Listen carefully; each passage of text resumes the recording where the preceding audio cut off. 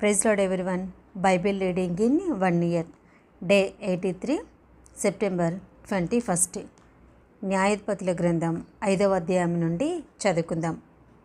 ఆ దినమున దెబోరాయు అబీనోయాము కుమారుడైన బారాకును ఈ కీర్తన పాడిరి. ఇశ్రాయేలులో యుద్ధశాలులు ధైర్యము కనబరిచిరి. ప్రజలు సంతోషముగా సిద్ధపడిరి. యెహోవాను స్తుతించుడి. రాజులారా వినుడి, అధిపతులారా ఆలకించుడి. యెహోవాకు గానం చేసేదను. ఇశ్రాయేలు దేవుడైన యెహోవాను కీర్తించెదను. యెహోవా, నీవు షేయూరు నుండి బయలుదేరినప్పుడు, ఎదోము పొలము నుండి బయలుదేరినప్పుడు భూమి వణికెను, ఆకాశము నీళ్లను కురిపించెను, మేఘములను వర్షించెను. యెహోవా సన్నిధిని కొండలలో నుండి ప్రవాహములు వచ్చెను. ఇశ్రాయేలు దేవుడైన యెహోవా సన్నిధిని సీనాయిలో నుండి ప్రవాహములు వచ్చెను. అనాతు కుమారుడైన షమ్గరు దినములలో, యాయేలు దినములలో రాజమార్గములు ఎడారిలాయెను. ప్రయాణస్తులు చుట్టూ త్రోవలలోనే నడిచిరి. ఇశ్రాయేలు అధిపతులు లేకపోయిరి. దెబోరా అను నేను రాకమునుపు, ఇశ్రాయేలులో నేను తల్లిగా ఉండకమునుపు వారు లేకపోయిరి. ఇశ్రాయేలు కొత్త దేవతలను కోరుకొనగా యుద్ధము ద్వారము యొద్దకు వచ్చెను. ఇశ్రాయేలు 40,000 మందికి ఒక కేడుమే గాని ఈటెయే గాని కనబడలేదు. జనులలో ఇశ్రాయేలుల అధిపతులు సంతోషముగా సిద్ధపడిరి. వారి యందు నాకు ప్రేమ కలదు. యెహోవాను స్తుతించుడి. తెల్లగాడిదల నెక్కువారులారా, తివాసుల మీద కూర్చుండువారులారా, త్రోవల నడుచువారులారా ఈ సంగతి ప్రకటించుడి.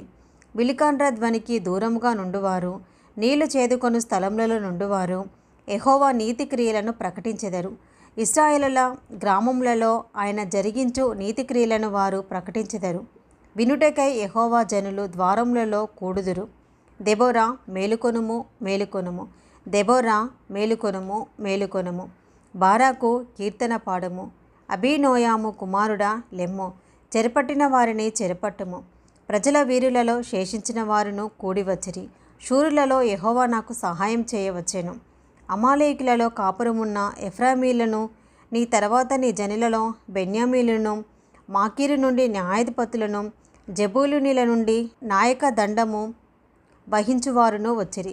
ఇశ్శాఖారీయులైన అధిపతులు దెబోరాతో కలిసి వచ్చిరి. ఇశ్శాఖారీయులను బారాకును అతివేగమున లోయలోనికి చొరబడిరి. రూబేనీయుల కాలువల యొద్ద జనులకు గొప్ప హృదయాలోచనలు కలిగెను. మందల ఈలలను వినుటకు నీ దొడ్ల మధ్యను నీవేళ నివసించితివి. రూబేనీయుల కాలువల యొద్ద జనులకు గొప్ప యోచనలు కలిగెను. గిలాదు యొద్దను అద్దరిని నిలిచెను. దానీయులు ఓడ దగ్గర ఏల నిలిచిరి.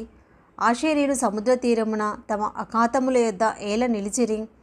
జెబూలూనీయులు మరణ భయము లేక ప్రాణం తృణీకరించుకొనిన జనము. నఫ్తాలీయులు భూమి మెట్టల మీద ప్రాణము తృణీకరించిరి. రాజులు వచ్చి యుద్ధం చేసిరి. మెగిద్దో కాలువల యొద్దనున్న తానాకులో కనాను రాజులు యుద్ధం చేసిరి. వెండి లాభము వారు తీసుకొనలేదు. నక్షత్రములు ఆకాశం నుండి యుద్ధము చేసెను. నక్షత్రములు తమ మార్గములలో నుండి సిసెరాతో యుద్ధం చేసెను.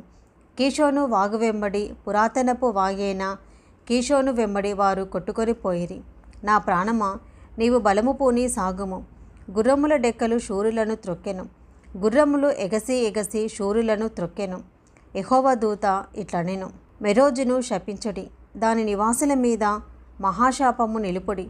యెహోవా సహాయమునకు వారు రాలేదు. బలిష్ఠులతో కూడి యెహోవా సహాయమునకు వారు రాలేదు. కయీనీయుడైన హేబెరు భార్య యాయేలు స్త్రీలలో దీవెననొందును. గుడారంలో నుండి స్త్రీలలో ఆమె దీవెననొందును. అతడు దాహం అడిగెను, ఆమె పాలు తెచ్చి ఇచ్చెను. సర్దారులకు తగిన పాత్రతో మీగడ తెచ్చి ఇచ్చెను. ఆమె మేకును చేత పట్టుకొనెను. పనివారి సుత్తెని కుడి చేత పట్టుకొని సిసెరాను కొట్టెను. వాని తలను ఆమె పగలగొట్టెను. ఆమె అతని తలను సుత్తెతో కొట్టగా అది పగిలెను. అతడు ఆమె కాళ్ళ యొద్ద కృంగిపడి పరుండెను. ఆమె కాళ్ళ యొద్ద కృంగిపడెను. అతడు ఎక్కడ కృంగెనో అక్కడనే పడి చచ్చెను. సిసెరా తల్లి కిటికీలో నుండి చూచెను. అల్లిక కిటికీలో నుండి చూచి కేకలు వేసెను. రాక అతని రథము తడువు చేయనేలా, అతని రథముల చక్రములు ఆలస్యము చెయ్యనేలా. ఆమె యొద్దనున్న వివేకము గల రాజకుమార్తెలు ఈలాగ్ననే ఉత్తరమిచ్చిరి. ఆమె తనకు తాను మరలా ఇట్లనుకొనుచుండెను, వారికి దొరికెను కదా, దోపుడు సొమ్ము పంచుకొనుచున్నారు కదా.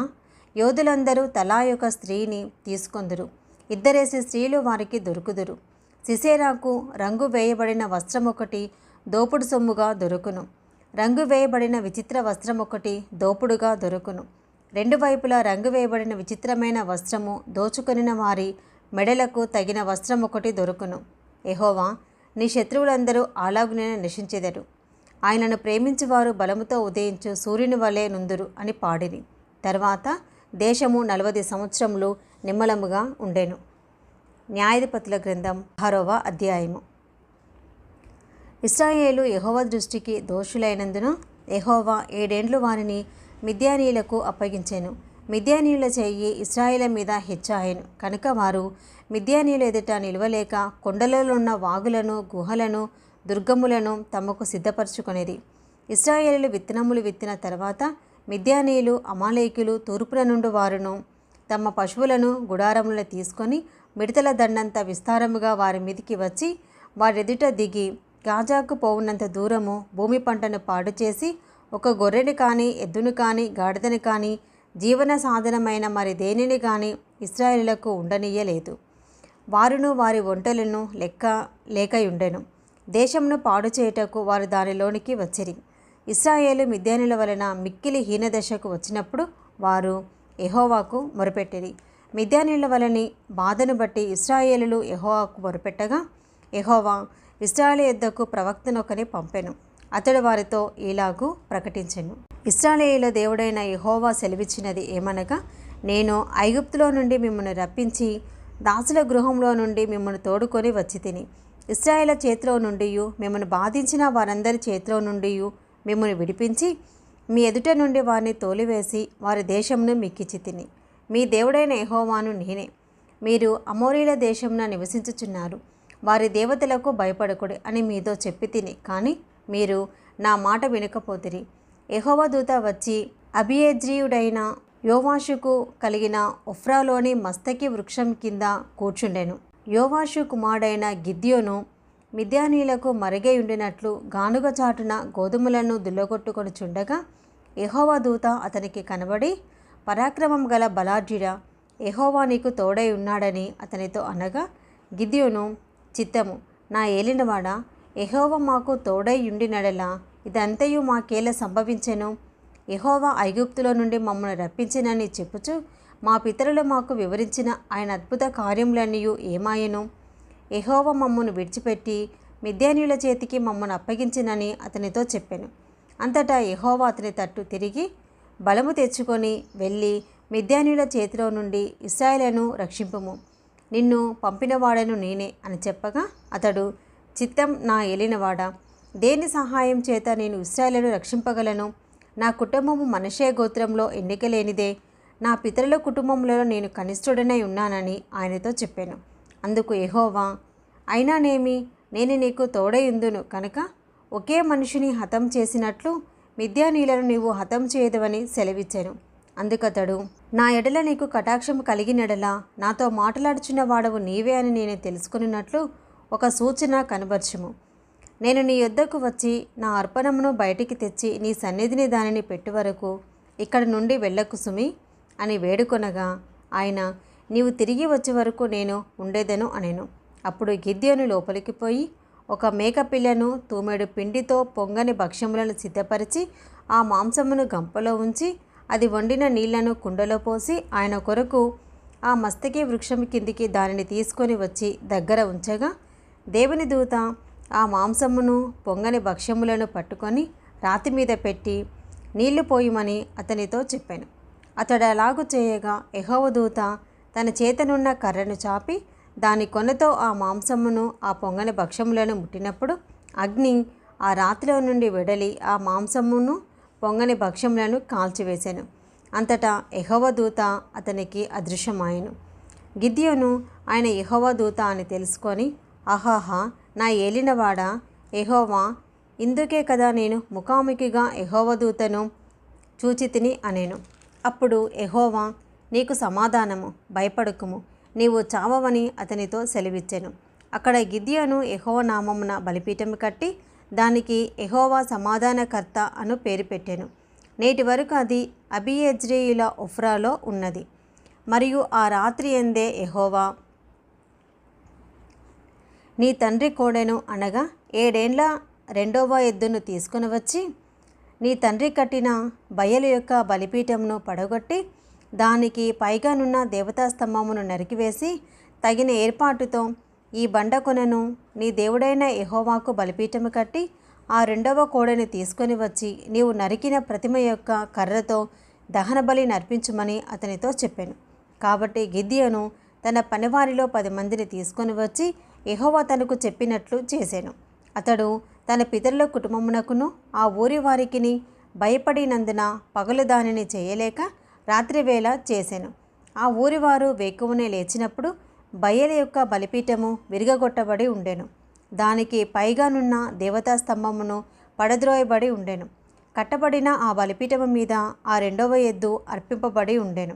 అప్పుడు వారు ఈ పని ఎవరు చేసినదని ఒకనితో ఒకడు చెప్పుకొనుచు విచారణ చేసి వెదకి యోవాషు కుమారుడైన గిద్యోను ఆ పని చేసినట్లు తెలుసుకొనిరి. కాబట్టి ఆ ఊరివారు నీ కుమారుడు బయలు యొక్క బలిపీఠమును పడగొట్టి దానికి పైగానున్న దేవతాస్తంభమును పడద్రోసెను కనుక అతడు చావవలెను. వానిని బయటికి తెమ్మని యోవాషుతో చెప్పగా యోవాషు తనకు ఎదురుగా నిలిచిన వారందరితో మీరు బయలుపక్షముగా వాదింతురా, మీరు వాని రక్షించుదురా? వాని పక్షముగా వాదించువాడు ఈ ప్రొద్దుననే చావవలెనను. ఎవడో వాని బలిపీఠమును విరగగొట్టాను కనుక వాడు దేవత అయినందున తన పక్షమున తానే వాదించవచ్చును. ఒకడు తన బలిపీఠమును విరగగొట్టినందున అతనితో బయలు వాదించుకొననిమ్మని చెప్పి ఆ దినమున అతనికి యెరుబ్బయలను పేరు పెట్టాను. మిద్యానీలందరూ అమాలేకీలందరూ తూర్పు వారందరూ కూడివచ్చి నది దాటి యెజ్రెయేలు మైదానంలో దిగగా యెహోవా ఆత్మ గిద్యోనును ఆవేశించెను. అతడు బూర ఊదినప్పుడు అబీయెజెరు కుటుంబపు వారు అతని యొద్దకు వచ్చిరి. అతడు మనష్షీయులందరి యొద్దకు దూతలను పంపగా వారును కూడుకొని అతని యొద్దకు వచ్చిరి. అతడు ఆషేరు, జెబూలూను, నఫ్తాలి గోత్రంలో వారి యొద్దకు దూతలను పంపగా వారును కూడిన వారిని ఎదుర్కొనుటకు వచ్చిరి. అప్పుడు గిద్యోను నీవు సెలవిచ్చినట్లు నా చేత ఇశ్రాయేలును రక్షింపనుద్దేశించినడల నేను కళ్ళమున గొర్రెబొచ్చు ఉంచిన తర్వాత నేల అంతయు ఆరియుండగా ఆ గొర్రెబొచ్చు మీద మాత్రమే మంచుపడునెడల నీవు సెలవిచ్చినట్లు ఇశ్రాయేలును నా మూలంగా రక్షించదవని నేను నిశ్చయించుకుందినని దేవునితో అనెను. అలాగున జరిగాను. అతడు ప్రొద్దుట లేచి ఆ బొచ్చును పిడిచి నీళ్లతో పాత్ర నిండు వరకు ఆ బొచ్చు నుండి మంచును పిండెను. అప్పుడు గిద్యోను నీ కోపము నా మీద మండనీయకము, ఇంకొక మారే ఆ బొచ్చు చేత శోధింప సెలవెమ్ము. నేల అంతటి మీద మంచు పడి ఉండగా ఆ బొచ్చు మాత్రమే పొడిగా ఉండనిమ్మని దేవునితో అనగా ఆ రాత్రి దేవుడు అలాగున చేసెను. నేల అంతటి మీద మంచు పడినను ఆ బొచ్చు మాత్రమే పొడిగా ఉండెను. ఇది ఈరోజు భాగం అండి. Praise the lord.